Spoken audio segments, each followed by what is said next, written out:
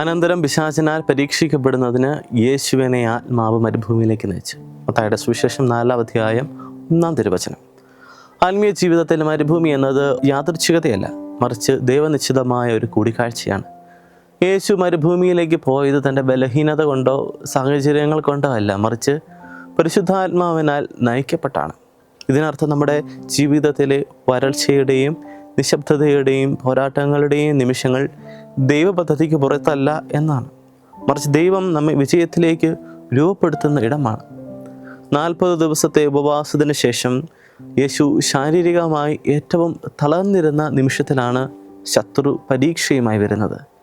നമ്മുടെ ജീവിതത്തിലും തളർച്ചയുടെയും ശൂന്യതയുടെയും നിമിഷങ്ങളിലാണ് പ്രലോഭനങ്ങൾ കഠിനമാകുന്നത്.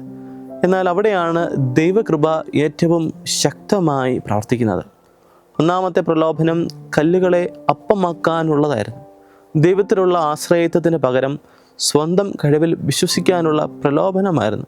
അതിന് യേശു നൽകിയ മറുപടി, മനുഷ്യൻ അപ്പം കൊണ്ട് മാത്രമല്ല, ദൈവത്തിൻ്റെ നാവിൽ നിന്ന് വരുന്ന ഓരോ വചനം കൊണ്ടുമാണ് ജീവിക്കുന്നത് എന്നായിരുന്നു. യഥാർത്ഥ ജീവൻ നാം കഴിക്കുന്ന ഭക്ഷണ വസ്തുക്കളിലല്ല, മറിച്ച് ദൈവത്തിൽ നിന്ന് സ്വീകരിക്കുന്ന കൃപയിലാണെന്ന് മരുഭൂമി നമ്മെ പഠിപ്പിക്കുന്നു. രണ്ടാമത്തെ പ്രലോഭനം ദൈവത്തെ പരീക്ഷിക്കുവാനായിരുന്നെങ്കിൽ, മൂന്നാമത്തേത് കുരിശില്ലാതെ കിരീടം നേടാനുള്ള ലൗകികമായ അധികാരത്തിൻ്റെ പ്രലോഭനമായിരുന്നു. ഇവയെല്ലാം ദൈവവചനം കൊണ്ട് യേശു പരാജയപ്പെടുത്തി. കത്തോലിക്കാ സഭയുടെ മതബോധന ഗ്രന്ഥം പഠിപ്പിക്കുന്നത് പോലെ യേശുവിൻ്റെ ഈ വിജയം ആദത്തിൻ്റെയും ഇസ്രായേൽ ജനതയുടെയും പരാജയത്തിന് പകരമുള്ള പരിഹാരമാണ്. കാരണം ആദം അനുസരണക്കേടിലൂടെ പരാജയപ്പെട്ടപ്പോൾ ക്രിസ്തു മരുഭൂമിയിലെ അനുസരണത്തിലൂടെ പിശാചിനെ തോൽപ്പിച്ചു. വിശുദ്ധ അന്തോണീസ് പഠിപ്പിച്ചതുപോലെ മരുഭൂമി ശൂന്യമല്ല, അത് ആത്മീയ പോരാട്ടങ്ങളാലും ദൈവ സാന്നിധ്യത്താലും നിറഞ്ഞിരിക്കുന്നു. നാം മരുഭൂമിയെ ഭയന്ന് ഓടുകയല്ല, മറിച്ച് ക്രിസ്തുവിനോടൊപ്പം അതിലേക്ക് പ്രവേശിക്കുകയാണ് വേണ്ടത്.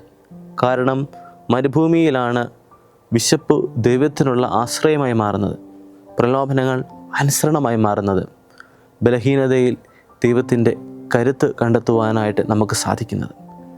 വലിയ പോരാട്ടങ്ങൾ വലിയ വിജയമായി പരിണമിക്കുന്നു. അതുകൊണ്ട് നമ്മുടെ ജീവിതത്തിലെ മരുഭൂമികളെ കണ്ട് ഭയപ്പെടരുത്. വിശ്വാസത്തോടെ ക്രിസ്തുവിനോടൊപ്പം അവിടെ വസിക്കുക. കാരണം അവിടെയാണ് നമ്മുടെ ആത്മീയ യുദ്ധങ്ങൾ വിജയിക്കപ്പെടുന്നത്. ദൈവം നമ്മെ അനുഗ്രഹിക്കട്ടെ.